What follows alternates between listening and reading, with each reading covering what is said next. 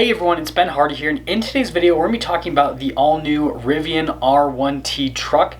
First and foremost, we're going to get into the different specifications with the truck and the capabilities as well. We're going to get into why this truck actually matters, and then we're going to cap things off with whether or not you should order one. And with all that being said, let's get straight into the video. Now let's talk about these specs for this new Rivian R1T. So first off, from a size perspective, it's going to be bigger than a mid-size truck, but not quite the same size as a half-ton truck.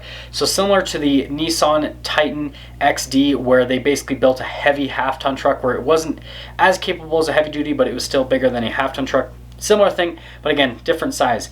Now, aside from the sizing of this truck, in terms of the different packages, there's going to be 3 different packages available, but not all at the same time. So the package that's going to have the latest availability is going to be called the Explorer package, and that's going to be like your entry-level truck. That one won't be available for a few years, but again, just your entry-level package here with the Rivian. And then in terms of the fully loaded package, it's called the Adventure. Now that one's not going to be available till next year. That one comes with 400 miles of driving range as an option, which is pretty cool, but it's just a fully loaded truck.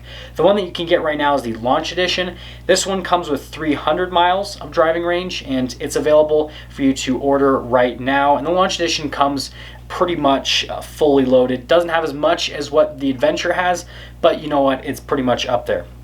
Now, in terms of the stuff that the Launch Edition does come with is, again, it comes with 300 miles of driving range. It's got 4 electric motors, so it is all-wheel drive, 800 horsepower, 0 to 60 time of about 3 seconds, which is crazy for a truck because, I mean, the Ram TRX is the fastest production truck right now, and the quickest 0 to 60 people have been able to get that truck to is 3.7. Manufacturer states it at 4.5 seconds.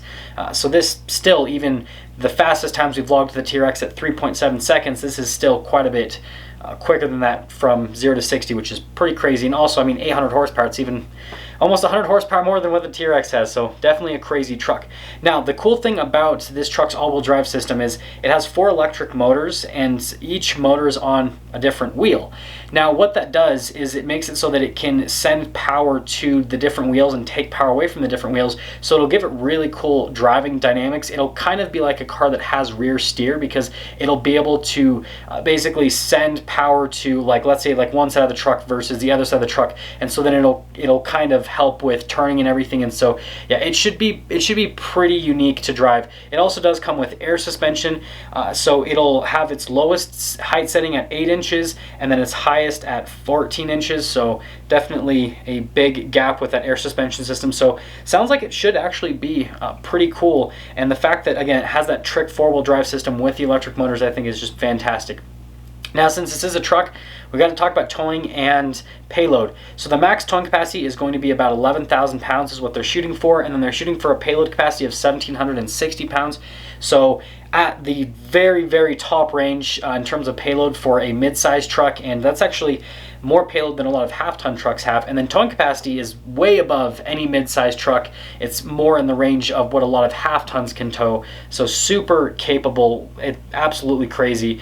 And then if you guys are wondering, so that base battery that has 300 miles of range, it's a 135 kilowatt hour battery. The larger one that'll have 400 miles of range is a 180 kilowatt hour battery pack, and so there's that. Now, in terms of the interior specifications with the truck, again, it's going to come fully loaded, so it's going to have really nice seats, it's going to have a nice dash, it's going to have a really cool infotainment system with a bunch of different screens that you can kind of go through. It sounded like they're kind of going for like a futuristic theme where, like, kind of like what you see in the movies where you will like have like a screen box, right, on like a and it's not holographic, but kind of similar to like that whole concept where the screen will be able to like drag and move things around, and it should be pretty cool from an infotainment system perspective. And then the dash will be cool. Again, it's an electric vehicle, so they're kind of trying to make it as futuristic as possible. And then from a safety driving perspective, again, they're fighting against Tesla, so they're going to make it so it has a ton of safety technology as standard equipment. And it sounds like they're also going to offer some different stuff from a driving perspective, like something similar to what you have with Tesla's autopilot. It sounds like they'll also have an autopilot system on this as well, and then regular safety tech like blind spot monitoring, collision assistance, all that kind of stuff. And then finishing things off, in terms of warranty coverage, the warranty on this, at least what they're shooting for, sounds pretty crazy. So a 5-year, 60,000 mile bumper to bumper warranty, and then a 8-year, 175,000 mile warranty on the powertrain, which, I mean, you don't see anything like that with gas cars. And so the fact that they're giving such a long warranty on the powertrain, I think is really cool. And it kind of shows that they really do trust their product if they end up really giving that warranty to their customers. I think that's really cool. But those are kind of the basic specs with the R1T. And let me tell you, every single time I say R1T, I want to say RT1 because that seems like that flows a little bit better. But yeah, those are the specs. Now, let's get into why this Rivian is so important. So first off, this is another push towards electrification with cars, and more importantly, it's a push towards electrification with trucks. It seems like the manufacturers are trying to push it, but then customers are kind of pushing back and going, no, we don't want electric trucks. We want to still have our big naturally aspirated gas engines, right? That's kind of what the push is from customers, which it's funny to see the dynamics back and forth, right? But aside from the Rivian kind of doing that, another push towards electrification with trucks, the other thing that is really important with the Rivian is it's another competitor in this segment, and the biggest thing is it's a competitor against Tesla. So yes, we have some competition coming out against Tesla, right? We've got this Rivian, we have the new F-150 Lightning, we have the Hummer EV that'll all compete against the Cybertruck, and then you have manufacturers building out other cars to compete against Tesla's other vehicles, right? The Mustang Mach-E to compete against the Tesla Model Y. But again, this is just to add on to the competition, and we really do need more competition against Tesla because I think it's just going to make everyone better overall. It's going to improve the technology, and especially on Tesla's side of things, it's going to improve the quality control because Tesla's had so many issues over the last few years with quality control, right? You get a new Tesla and it's like, oh, hey, why are there such big panel gaps in your car? Oh, it came like that from the factory, right?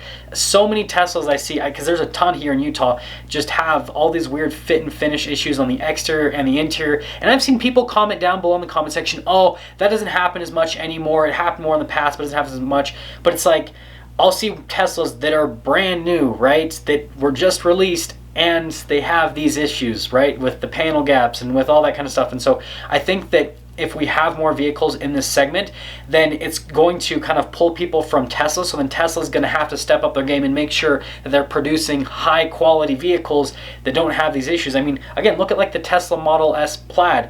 They've been catching on fire left and right, which is scary, right? But it's also kind of funny at the same time because it's like, come on, guys, like, do you not know how to build cars, or do you, right?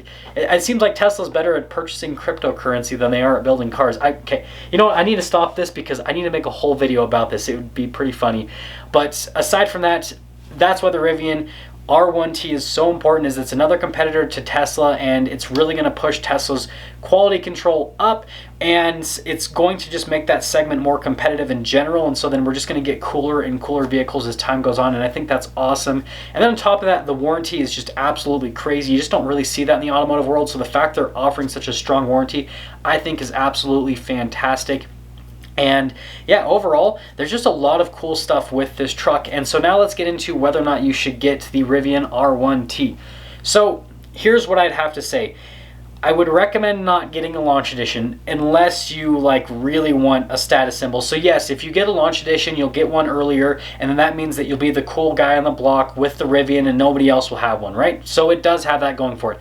But if you're actually getting this to use it and you want something that is going to be a little bit more practical, but then also is probably going to have a little bit better reliability, I would wait until the second year and get that adventure trim fully loaded that has the 400 miles of range, because again, you're going to have 100 extra miles of range. But on top of that, right, they're going to have a whole model year to kind of work out some kinks with the initial truck, and so you don't have to worry about those as much.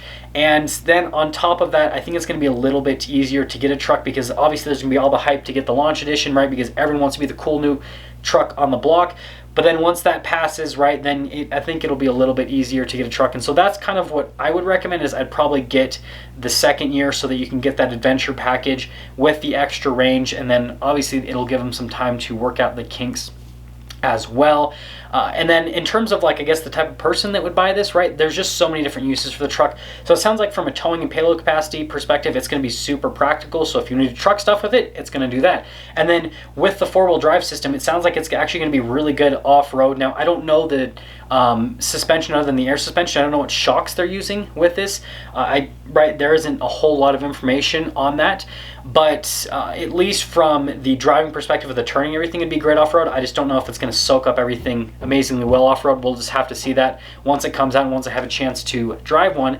But aside from that, it could also just be a really cool daily driver that you have just in case you want to do truck stuff with. And I mean, that's the cool thing about these electric trucks and just trucks in general, is there's just so many different things you can do with them. And so, yeah, if you want a truck that's not gigantic, that's super capable, that you can do a bunch of stuff with, I think it's going to be a great truck to go for. But again, probably get the second model year. Aside from that, that's going to sum things up for today's video. So if you're stopping for the first time, I'd really appreciate it if you'd subscribe, comment down below what you think, and then if you do feel like my videos are of value to you, I'm going to include a link to my Patreon in the description down below. I'd really appreciate your support over there. I'll see you guys.